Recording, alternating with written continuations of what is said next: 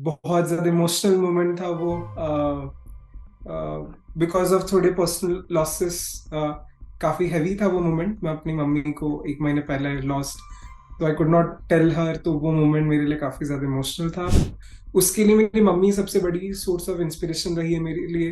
पूरे 2 साल जब मेरी तैयारी चल रही थी, 1 साल तैयारी के लिए और 1 साल एग्जाम के दौरान, उनके कैंसर की ट्रीटमेंट चालू थी। वो फिजिकली मेंटली बहुत बहुत सैक्रिफाइसेस किए हैं उन्होंने। तो जब उनको दिखता था कि वो मेरे लिए अगर इतने सब कुछ बावजूद अगर वो लड़ सकती है, तो मेरे लिए यूपीएससी प्रिपरेशन उसके मायने में कुछ भी नहीं है। हम्म। और जो अभी एक्सपीरियंस है, मतलब मेरी क्रेडिबिलिटी अभी एक दिन में बनी है कि मैं कुछ बोल पाऊं। परंतु मैं एक दिन पहले उन्हीं के जगह में था, और मैं उसी सेम फीलिंग्स के थ्रू, वही फियर वही एंजाइटी मेरे में भी थी। परंतु अगर कुछ बोलना हो तो मैं बोलूंगा कि कंसिस्टेंसी ही सबसे बड़ी मूल मंत्र है। उसके बिना और बाकी सब कुछ मैनेज हो सकता है। किसी दिन आप कम हार्डवर्क कर सकते हैं, किसी दिन ज्यादा, बट कंसिस्टेंटली हार्डवर्क करना इंपॉर्टेंट है। Okay. Animesh, thank you very much for joining Indian express. आपने यूपीएससी जो है में सेकंड रैंक आपका आया है, उसके लिए कॉन्ग्रेचुलेशंस। इस इंटरव्यू को थैंक शुरू करने यू से सो पहले मच। कुछ कुछ इम्पोर्टेंट बातें हैं जो मैं जानना चाहता हूँ।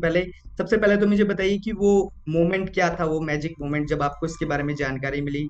कहाँ थे आप, क्या कर रहे थे उस समय? उस टाइम पे लंच ब्रेक था। मैं ऑफिस में था, बट मैं अपनी सीट पे बैठा हुआ था क्योंकि पता था रिजल्ट आने ही वाला है। हम्म। और I downloaded the PDF, and मुझे लगा था कंट्रोल एफ करके देखना पड़ेगा एंड शायद नो रिजल्ट्स फाउंड दिख सकता है। पर मन को ये तसल्ली मिली कि वो करना नहीं पड़ा, और तुरंत खोलते ही दूसरी जगह पे नाम मिल गया। हम्म। बहुत ज्यादा इमोशनल मोमेंट था वो। बिकॉज ऑफ थोड़े पर्सनल लॉसेस काफी हैवी था वो मोमेंट। मैं अपनी मम्मी को एक महीने पहले लॉस्ट, तो I could not tell her. तो वो मोमेंट मेरे लिए काफी ज्यादा इमोशनल था। उसके बाद obviously I became very happy, and ऐसा लगा कि मतलब फिर थोड़ा बहुत बहुत अच्छा लगा। फिर मैं अपने मैनेजर सर को बताया, फिर सबको ऑफिस में सबको बताया। हम्म। एक ये जो आपकी पूरी यूपीएससी की जर्नी है, सेकंड रैंक आना, it is a big thing. कैसा आपका पूरी जर्नी रही? आपने एनआईटी से पढ़ाई की, बीटेक किया, उसके बाद फिर यूपीएससी में आना, कैसे डिसीजन लिया, क्या इस चीज ने मोटिवेट किया, और वो पूरा जो एक जर्नी थी अचीव करने तक, वो कैसी रही आपकी? तो सिविल सर्विसेज के लिए कोशिश करना और आईएएस बनने का सपना बचपन से ही था। तो 9वीं 10वीं कक्षा के तो अराउंड मैंने ये मन बना ही लिया था कि मैं 11th 12th के बाद जो भी करूँ, मेडिकल जाऊं या इंजीनियरिंग जाऊं, क्योंकि मैं जिस एरिया से आता हूँ वहाँ पे करियर ऑप्शंस इन्हीं दोनों को ज्यादा माना जाता है। तो ये मन था कि जो भी मैं करूँ उसके बाद मुझे यूपीएससी के लिए बैठना है और तैयारी करनी है, परंतु जॉब के साथ। तो उस टाइम पे ऐसा लगा कि एनआईटी राउरकेला ज्वाइन करना बेहद अच्छा डिसीजन रहेगा, और जो कि था भी। तो इसीलिए मैंने बीटेक कंप्यूटर साइंस उधर से की। 2021 में ग्रेजुएशन के बाद मैंने इंडियन ऑयल में 2021 से मैं कार्यरत हूँ, अक्टूबर 2021 से अभी तक। हम्म। और पूरे दौरान तैयारी के दौरान मैं इंडियन ऑयल में काम करता था, और इसी से मुझे प्रेरणा मिली कि मैं ये अपनी वो सपना मैं पूरा करूँ। इस पूरी जर्नी में क्या मोटिवेशन क्या रही कि किस तरीके से मैं मुझे यूपीएससी क्लियर करना है, और क्या आपने एक्सपेक्ट किया था कि मेरा सेकंड रैंक जो है वो आएगा? एक्सपेक्ट बिल्कुल नहीं किया था। होप ये था कि लिस्ट में कहीं एक नाम आ जाए। हम्म। होप तो सिंगल डिजिट की भी नहीं की थी कभी भी। होप था कि कहीं आ जाए। एक्सपेक्ट तो बिल्कुल भी नहीं किया था कुछ भी। ये जर्नी क्या इंस्पिरेशन रही, कि ये हमेशा ये कोशिश रहती थी कि मैं उसी प्रोफेशन में जाऊं जो मेरा बचपन से एक सपना था, जिसकी वजह से मैं अपने जिंदगी को ज्यादा मीनिंग दे पाऊं। जो डाइवर्सिटी और अपॉर्चुनिटी ये जॉब प्रोफाइल आती है, वो बहुत दिलचस्प देती थी मुझे। तो उसके लिए मेरी मम्मी सबसे बड़ी सोर्स ऑफ इंस्पिरेशन रही है मेरे लिए। पूरे 2 साल जब मेरी तैयारी चल रही थी, 1 साल तैयारी के लिए और 1 साल एग्जाम के दौरान, उनके कैंसर की ट्रीटमेंट चालू थी। वो फिजिकली मेंटली बहुत बहुत सैक्रिफाइसेस किए हैं उन्होंने।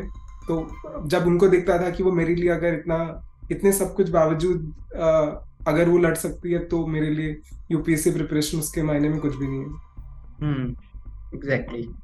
एक थोड़ा सा मुझे आप अपने बारे में बताइए कि आपने जो यूपीएससी प्रिपरेशन है वो किस तरीके से की, क्या चीजें आप पढ़ते थे, और कैसे आप नोट्स बनाते थे, और आपके सब्जेक्ट्स क्या थे, ऑप्शनल सब्जेक्ट्स, क्या, कैसे किया आपने ये सारी चीजें।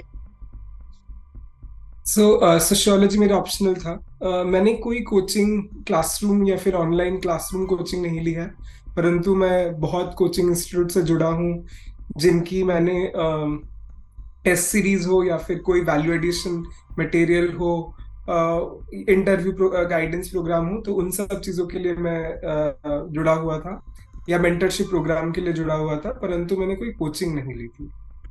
कुछ नहीं। और पढ़ाई कैसे करते थे आप, कितना घंटा पढ़ना पड़ता था, और एक जो अभी सिविल सर्विस का एस्पिरेंट है उसको आप क्या एक एडवाइस देना चाहेंगे। सिंस मैं वर्किंग एस्पिरेंट था, तो टाइम मैनेजमेंट एक इशू था मेरे लिए। परंतु मैं हर रोज 5 घंटे से 6 घंटे निकालने की कोशिश करता था, हम्म। और हर रोज नहीं हो पाता था। दिन थे जिस दिन मैं 1 घंटा पढ़ता था, किसी दिन 3 घंटे, बट हमेशा यही मकसद रहता था कि 5 से 6 घंटे निकाल लूं।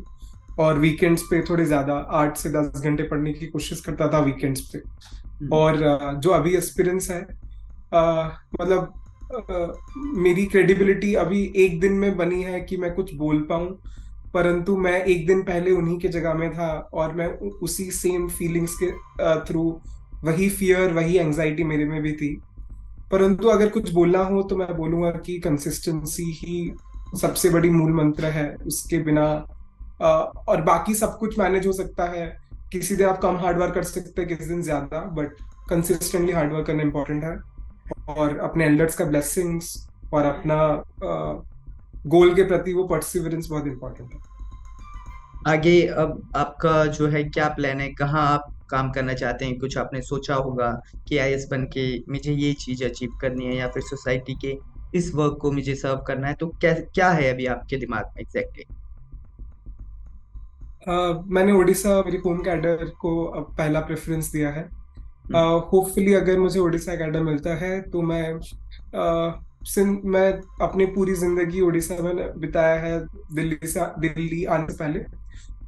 तो मैं ग्रास रूट लेवल पे लोगों की जिंदगी बेहतर बनाने की कोशिश करूंगा, चाहे वो एजुकेशन के थ्रू हो, स्वास्थ्य के थ्रू हो, फीमेल विमेन एम्पावरमेंट के थ्रू हो, सैनिटेशन के थ्रू हो, जिससी भी तरह हो, पर लोगों की जिंदगी और बेहतर बननी चाहिए।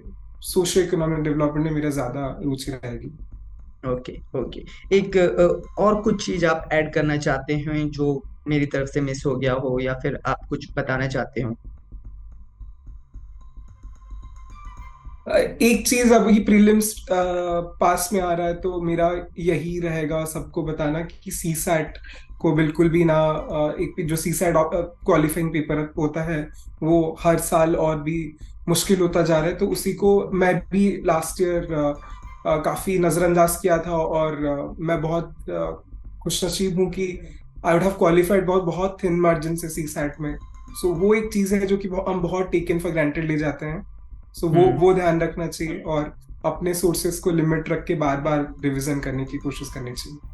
और आज ऑफिस में आपका सेलिब्रेशन कैसे, वेलकम हुआ आज ऑफिस में। मैं हमेशा से ही थैंकफुल हूँ पूरे आईसीएल टीम से, मेरी टीम से। और कल ही बहुत कुछ सेलिब्रेशन हो गया था। मैं अपने सारे इधर रिफाइनरी हेडक्वार्टर्स में हूँ, मैं तो उधर अपने एग्जीक्यूटिव डायरेक्टर्स और अभी मैं चेयरमैन इंडियन ऑयल से मिलूंगा, तो बहुत बहुत ज्यादा खुश हैं मेरी टीम में सब कोई। और पूरी इंडियन ऑयल का हमेशा से सपोर्ट था, और अभी भी वो मेरे सफलता में बहुत खुश है। एक मेरा लास्ट क्वेश्चन है, जब आपने अपना रिजल्ट देखा तो सबसे पहले किसको कॉल करके आपने इन्फॉर्म किया। मैंने सिंस मेरे मैनेजर्स और वो सबसे पास थे, तो उन्हीं को मैंने सबसे पहले बताया। फिर मैं अपने दीदी को कॉल करके बताया।